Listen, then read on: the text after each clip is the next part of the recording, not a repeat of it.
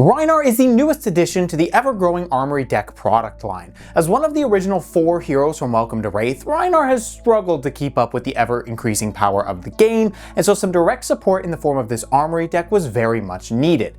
However, while some Armory Decks do fairly well at bringing a hero up to competitive speed like Ira, not all of them do this so well. As always, I want to give a thanks to LSS for sending me this review copy. In past videos, I've mentioned that this came with no strings attached and that I was able to say what I wanted. And I hope that this video is proof of that because, to be quite frank, I found the Rhinar Armory Deck to be very disappointing. I'll be definitely going into more detail, but I'll just say up front that this is definitely a deck that needs a fair bit of upgrading before it's truly Armory ready. And if you want to do that without breaking the bank, my friend Jackie from the Fab Workshop has just the video for you and it's linked down below. But for now, this is my honest review of the Rhinar Armory Deck. The Rhinar Armory Deck costs between $40 and $60 depending on currency, and like all other decks, it comes in the same packaging with the hero displayed prominently on the front with some lore and such on the back. One thing to note is that this deck uses the heavy hitters art of Rhinar instead of the original Welcome to Rathe art, and unless I'm forgetting something, I'm fairly certain he's the only one to get new art like this outside of specialty promos. Opening up the box, we've got the deck and hey, I have a play guide. Alright, this is great. When I reviewed the Ira Armory deck, I noted how, despite the former Gravy Bones deck having a how to play insert, Ira didn't. I had wondered if we would see guides only in the Blitz and CC hybrid decks, but thankfully it seems like we'll be getting a guide in each Armory deck moving forward, which I am a huge fan of. I am very glad to see this included here. As for the deck itself, it starts with 4 rainbow foil equipment pieces, 3 of which are exclusive to this deck, and the last being an alternate art of Goliath Gauntlet. After that, we've got Rhinar himself, his weapon the Romping Club, and then a 60 card deck featuring a mix of new cards and reprints. Then at the end, there's some tokens and a QR code to the site where you can find some more information and incredibly well done gameplay by the developers, as well as a hero art card of Rhinar. If we include all the different pitch colors, there are 6 new cards in the Rhinar deck aside from the equipment, and like the past several Armory decks, the cards in the deck itself are all non-foil. I think it's safe to say that we won't be seeing the one rainbow foil copy printing that we did with the first set of decks ever again. On top of the new exclusive equipment and cards though, there are some majestic reprints, and well, this is where we get to the first really disappointing part of the product. This deck comes with 1 copy of 3 different cards. Beast Within, which is actually pretty solid at about $10 to $12, Show No Mercy, which is about $1 or $2, and Massacre, a card that is at best $1.30, but you can get the history pack version for like 50 cents.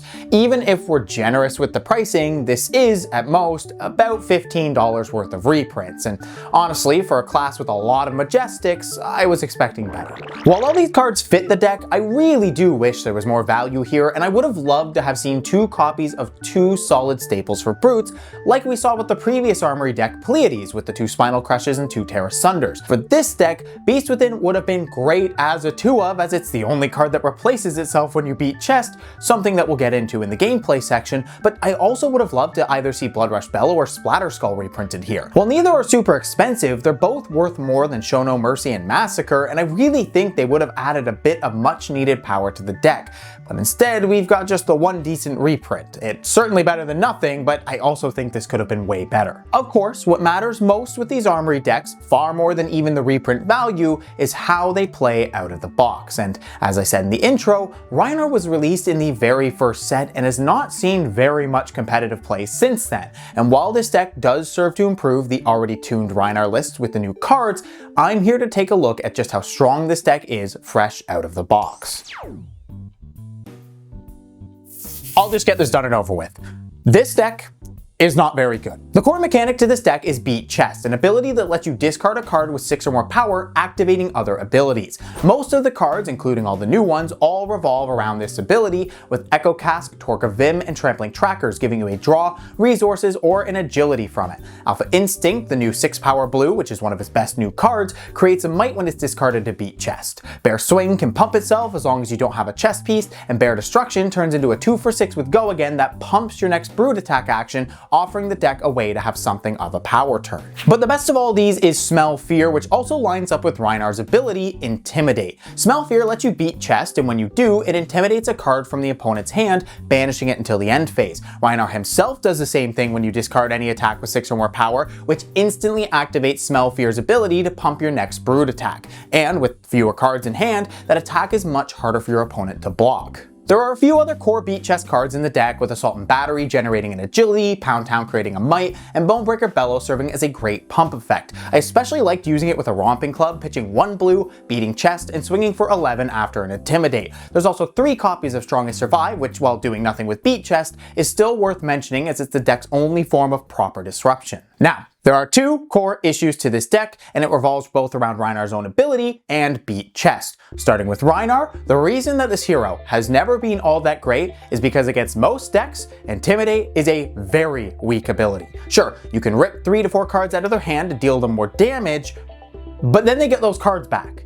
In a 20 health format like Blitz, Rhinar was actually very solid because 1 or 2 turns was all it took to kill your opponent. But in Classic Constructed, where heroes have 40 life on average, this is much worse. Sure, maybe you deal 15, maybe even 20 damage on a really good turn, but then your opponent gets their cards back, and if their hand is good, they can just take all that tempo back. The only decks that Intimidate has truly been good into are hyper-defensive decks that want to block forever. For example, back in the day when Oldhim was around, Rhinar was an okay choice, but those Rhinar decks were also running power cards like Bloodrush Bellow, which this Armory deck does not have, so even when you're up against those defensive decks, the Armory deck struggles to output enough damage to actually close games. But the other issue this deck has is with beat chest itself. Sure, getting to decide which card to discard is better than randomly discarding like most brute cards, but it comes with the unbelievably massive downside that you have to give up an entire card just to do it. Compare this to what the KO Armory deck had come with. Cards like Wild Ride, Bare Fangs, and Pulping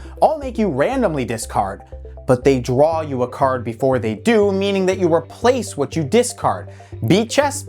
Nah, you just lose a card unless it's Beast Within, which is why I think it's a crime the deck only comes with a single copy. Now, to be fair, I understand why this deck doesn't come with the random discard brute attacks. First, they already did it in KO, and it doesn't fit the beat chest mechanic they built Rhinar around. And second, the deck does have a lot of non-attacks, making random discards far more dangerous to run. And so I can totally get why this deck doesn't run cards like Wild Ride or Pulping, and instead relies on things like Trampling Trackers and Assault and Battery for agility tokens, and also why it has the new card Bare Swing instead of Bare Fangs for raw damage.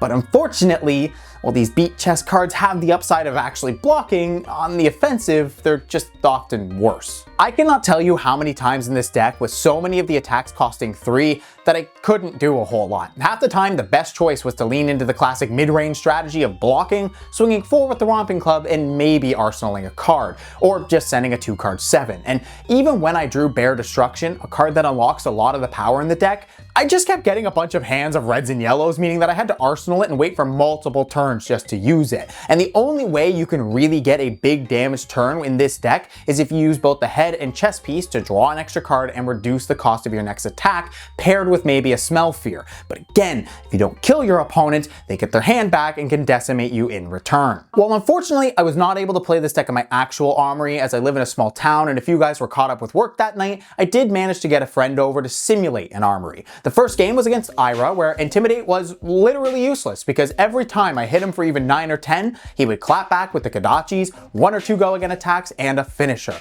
And the turns where he drew dual threat were better than anything that the Rhinar Armory deck could output. The next game against Bolton was no better. Sure, having a good number of non-attacks made him a bit easier to block, but there was no way to stop the attack reactions, and on the turns where I did have to block with attacks, it was really rough to handle. And once again, Intimidating let me deal some damage, but Bolton has a fridge of armor, and I just couldn't output enough before I had to start blocking with my whole hand. But then we get to the third game where I actually had some hope going into it. I mentioned that Rhinar was good against defensive decks, as intimidating a handful of defense reactions is quite good, as they're useless after that. And so for this final game, I handed my friend my Stack Florian deck, a deck that wants to block, set a Brood chance, and then kill you in the mid to late game. And surely, with a deck full of defensive cards, this Rhinar Armory deck at least has a chance to win, right? What do you think? Yeah, turns out Not only could I not output enough damage to offset the life gain, but the Rhinar deck doesn't come with any arcane barrier, so even when he sent just a bit of damage at me earlier in the game, I couldn't block any of the rune chants. This meant that later on, he needed less of them to actually kill me. So even though this was a matchup I thought would have gone somewhat okay, I still got absolutely thrashed.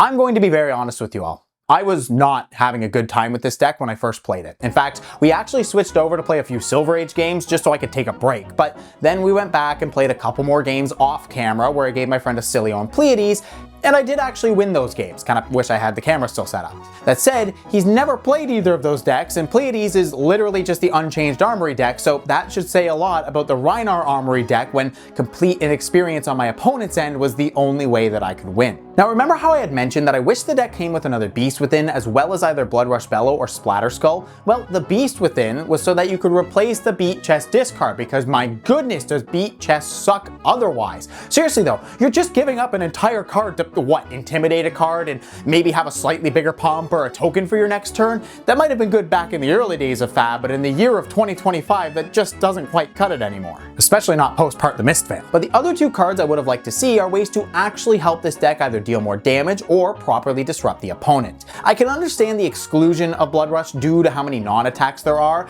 but I really do think Splatter Skull would have been a fantastic way to actually remove a card from your opponent's hand, as it banishes an intimidated card if it hits. Don't get me wrong, Show No Mercy and Massacre are fine cards. In fact, Massacre is often a 3 of in tuned Rhinar lists, but they aren't worth very much, and I also just don't know if one copy of each does enough to make up for the lack of power in the deck. Listen, I know I've been ragging on this Armory deck a lot, but there's really no way to get around the fact that Rhinar's ability and Beat Chest are just mediocre at best, and I can see that this was probably a hard thing to deal with for LSS. Rhinar is a very old hero from the start of the game, so there's not much they can do for his lackluster ability outside of creating a brand new hero and then letting this version rot for all of eternity. And while you could argue that there should have been some more broken cards made for him, well, you also have to consider the potential of breaking other brutes or even a new Rhinar once this one is finally gone after very slowly chipping in his LL points at Pro Quests. And to be fair, the new cards from the deck aren't that bad. I mean, a blue 6 attack is very good for Rhinar, but Echo Cask makes Beat Chest not so terrible at least once, and Trampling Trackers do offer 2 block and an agility, which is solid. Bear Destruction and Smell Fear are also quite decent cards, at least when added to a fully tuned list. It's just that the Armory deck is not tuned, and it's very much lacking without other key Majestics. Rhinar really seems to be a hero that struggles without a lot of his best cards. The Rhinar Armory deck is unfortunately on the weaker side of the Armory deck product line. While the deck is very much on the Beat Chest theme, that mechanic also isn't the strongest. The reprints are also subpar, with the only one of real note being Beast Within, unfortunately at just a single copy. I've said it multiple times already, but this is a card that really should have been printed at least 2 copies here, both from monetary and power aspects. So, is the Rhinar Armory deck worth it? Well, honestly, if you want to play Rhinar, then yes. The Armory deck does have some of the core cards in it. It is the only way to get all the new ones, so if you either have a Rhinar deck and need the new cards, or you plan to upgrade the deck to either a fully tuned build or using the build that Jackie at the Fab Workshop made, then this deck is worth the pickup. But if you're a brand new player looking for something solid out of the box, or you have a choice between this and some of the other recent decks like Pleiades, Ira, or Gravy Bones, then I cannot in good conscience recommend the Rhinar Armory deck. It's just a bit too clunky and not nearly powerful enough outside of the box, especially compared to some of the other recent Armory decks. Essentially, this is an Armory deck for Rhinar fans, and that's about it. I really do wish I had more good things to say about the deck, but it really falls victim to the fact that the abilities and mechanics it's built around just aren't very good. And with no super meaningful reprints or even generic staples, it leaves us with a disappointing precon that only serves those who were already playing or planning on playing the hero. While most Armory decks tend to fly off the shelves in a lot of stores, I can see this is the one that has a few copies sitting there for quite some time. I want to thank LSS once again for sending me a review copy, and I do hope that those at the company watching this video understand my criticisms come from a place of wanting these decks to be good. I don't expect every single one to knock it out of the park, but I do hope that for every Rhinar, it further pushes the developers and designers to improve the next set of decks so that we have more Auroras, Iras, and Gravies. However, I do think that will be all for this video. I hope you found this helpful, and if you disagree with anything I've said in this review, or maybe you've just had a different perspective on things, please share it in the comments below. I'm by no means a Rhinar expert, and if there's something I've missed, I'd like for people to be able to see that. After all, the goal here is to give potential buyers the most honest review so they can decide what to spend their hard-earned money on. But if you liked the video, please leave a like and maybe even subscribe if you're feeling spicy. Anyways, thank you for watching, and an extra special thanks to all of the patrons. Huge shout outs to the GigaChads Geeks first, Elixir, Vinny, John, Ty, Chemical, and Dark Memoria. Then we've got the Alpha Chads, Thomas, Zajima, Approximo, and Mike, and then there's the Super Chads, Cece, Ben, Yagbadoodles21, Kevin, and Wolf Shadowmancer. Thanks again as always, and stay chadly, my friends.